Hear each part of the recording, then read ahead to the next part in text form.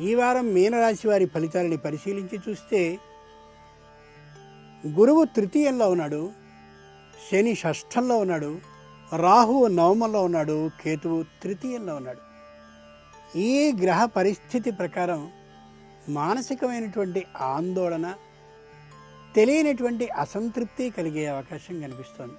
పూర్వాభాద్ర నక్షత్ర జాతకులకి ఏదో తెలియనటువంటి మానసికమైన అలజడి ఉంటుంది. అక్కడ ఏమాత్రమూ ఏది ఉండదు. కాబట్టి ఈ అలజడి తాత్కాలికంగా మనమే సృష్టించుకున్నది అని అర్థం చేసుకోండి. ఉత్తరాభాద్ర నక్షత్ర జాతకులకి పై అధికారులతో అలాగే కుటుంబంతో వచ్చిన పొరపచ్చాలు తాత్కాలికం తప్ప శాశ్వతం ఏమాత్రమూ కాదని ధైర్యంగా ఉండండి.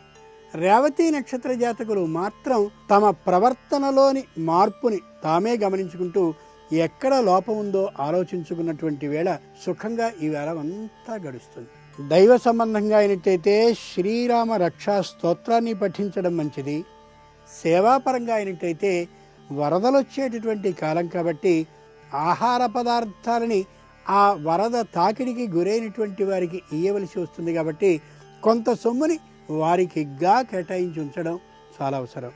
ఇక ఈ వారం ఈ రాశివారు రుణం చేద్దామనేటటువంటి ఆలోచనకి పోవద్దు. ముఖ్యంగా